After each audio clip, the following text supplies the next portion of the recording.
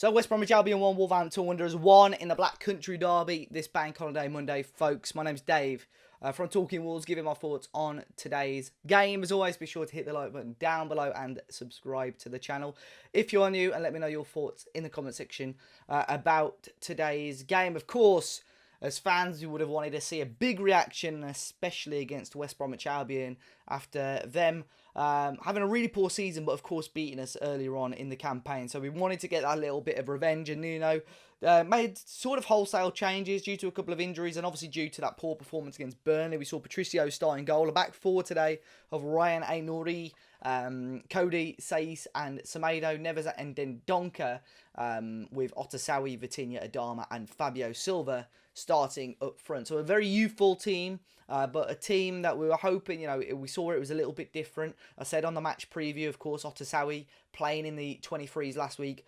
starting obviously to look and get that sharpness ahead of this game, and it was exactly what happened really. But we started off fairly slow. I felt West Brom had a little bit of the ball early doors. We struggled really to get up to Fabio Silva to create any sort of moves really, and you could probably say first 15-20 minutes of the game West Brom had that upper hand, getting the ball into the area a little bit. Couple of loose balls on the edge of the area, but nothing too much to worry about. But once we started getting hold of the ball a little bit more, we created some really nice passages of play and some of the best football that we've seen Wolves play in a few weeks, mainly because we've got that extra body up there. We know normally we're a little bit more sound defensively with the back five. That obviously wasn't the case against Burnley, but we just seem to keep the ball a little bit more. Nice passages of play. Vitinha, I thought, was phenomenal today. We'll talk about him more throughout the video. And Otasawi playing probably a little bit of an unconventional, almost right-winger role. I think, obviously, Nuno wanted him involved to add that a little more physical presence, because West Brom made it difficult for us at Molineux with the long throws, which you didn't really see too much of today. But the long throws, the set pieces. But at the same time, Otasawi, it was good to see him, playing first team football. It was good to see him because he's a good dribbler as well on the ball. A couple of great moves from him as well. But took us a while, and we started to test Sam Johnstone a little bit. To be fair, Vitinha had a decent effort on goal, which he palmed away. Semedo as well had a great chance where he sort of got through a couple of players through on goal. And I think if it was the opposite side, he was on his right foot. I think that's back of the net, 1-0. It's on his weaker foot, but still forces a great save from Sam Johnstone. Ryan Aït-Nouri as well. We sort of needed at that time, we were a little bit slow at getting the ball forward. We just needed someone to get the ball and drive forward with it, and Aït-Nouri did that. A couple of feints to get past the one man, and then sort of got it round 2 or 3 more West Brom defenders and got a half decent shot away. So we were testing Johnstone, but not enough really. And all it took right at the end of that first half was that little bit of quality and a little bit of brilliance. And it's great to see all the young players involved. I think it was Vitinha, I think it was Otasawi, and I think it was Fabio Silva in the end, who, of course, got a little bit fortunate. I wish I could say he meant that little dink over Sam Johnstone, but of course, in the end, it was a ball in. Oh, it was Semedo, wasn't it, who got the ball in, and a clearance bounces off Fabio Silva. But you got to be in the right place at the right time. It dinks over Sam Johnstone, and of course, it was great to see Fabio score once again, and I think he worked really hard in that first half, and even in the second half. I think he was unfortunate really. Of course, we sat back a little bit more in the second 45, so really didn't see much more of him on the ball. But to go in at half time 1-0 up is a big advantage for Wolves. Of course, still this season, whenever we score the first goal, we don't lose. That was crucial. We had to do that today. And I think before the game, a lot of Wolves fans would, of course, not wanted to lose this game, but wanted to make sure it was a positive reaction to that game against Burnley, which I think we can say it was, really. I think it was a good game of football, possibly ruined by the torrential rain towards the end because the ball just wouldn't move, would it, the last sort of 10-15 minutes or so. But it was quite a free-flowing game, and especially when West Brom had scored, which we'll talk about in a sec, I think it could have been anybody's game.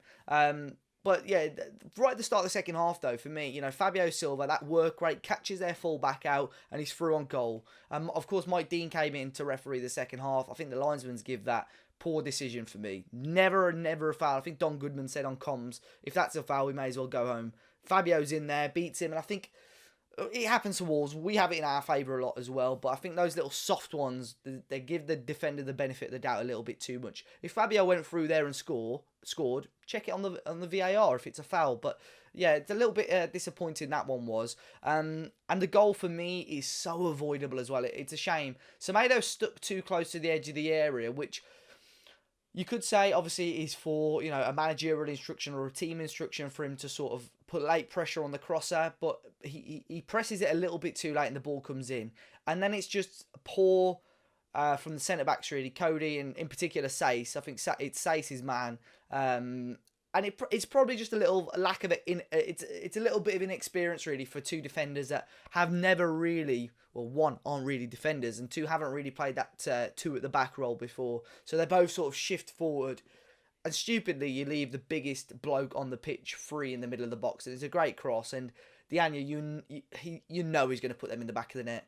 9 times out of 10, you get that ball onto his forehead in the middle of the box, he's going to direct it to the back of the net, and that's exactly what he did. So that was disappointing, really. But we were kept in the game for a while there. I think one was cleared off the line. Was that right? Was that in the first half? Was it? One cleared off the line from a set piece. It was Diana again. Patricio made a phenomenal save against Gallagher as well when the ball came across the edge of the area. So we did ride our luck at times, but overall, you know, both teams then sort of it was going either way. I think for Wolves, poor decision making at points let us down. I think Adama unfortunately had a bit of a poor game. It was a strange one with Neves. I thought it was interesting how he was playing quite close to the centre-backs, and it was clear that Wolves were trying to make everything come through him. You know, he took a couple of knocks today. Again, I don't think the rain helped with his sort of passing situation. I don't understand why I'm using rain as an excuse, but yeah, I don't think it helped really with the way he plays and the way he was hoping to ping the ball around, really. Podence, when he came on as well, there was a chance where I think the ball comes up to Patricio. We play the goal kick forward, and Podence tries a dummy in the middle of the field. Goes straight to West Brom. Ball goes over the top, and Diana's through. Another day, that's 2-1 West Brom. And then he did another one, just a simple pass, and he tries a silly crossfield ball. That was disappointing for us to lose the ball. We were very, very lucky there. I think it led to a West Brom attacking free kick as well. Very, very lucky there that we didn't, get caught out. But starts for me, I think Otsawi was good. You know, a very promising reintroduction into the team. The work rate of Fabio Silva has not gone unnoticed there. I think if you give him a summer now to bulk out, grow physically as a player, he's got used to this English league now. And he's got a decent amount of goals for the minutes that he plays and the ends that, you know, he's been chucked in the deep end many a time. 2-2 now against the West Brom as well. So he's on an elite list of players, you could say. Vitinha was fantastic. And if the rumours are true that we've already triggered that purchase clause, I would be very satisfied. I think if Wolves are going to push that 4-2-3-1 in the future, I think someone like him in that number 10 role suits him quite well. And someone like Morgan Gibbs-White, even coming off the bench, I think he drew a couple of decent fouls today. Just seemed hungry, seemed up for it, Gibbs-White today. And Aït-Nouri as well, thought he was really, really decent. Obviously got a knock towards the end of the game, and he's another one giving Wolves thoughts and Fosun thoughts whether they should trigger the purchase clause on him. But definitely some bright spots today. Definitely not all doom and gloom, despite us not grabbing all 3 points against West Brom. And it didn't really feel like a derby. But I suppose that's because we haven't got, obviously, no social media for the clubs, and us as fans aren't there either. But of course, positives that, fingers crossed, we will be back in the grounds in the next few weeks or so. Hopefully you guys have applied for your ballot to go to the Wolves Manchester United game at Molineux, sorry. But there we go. West Brom 1, Wolves 1. Let me know your thoughts in the comment section down below, guys. Be sure to hit the like button as well. Subscribe to the channel if you're new, and I will catch you all very, very soon.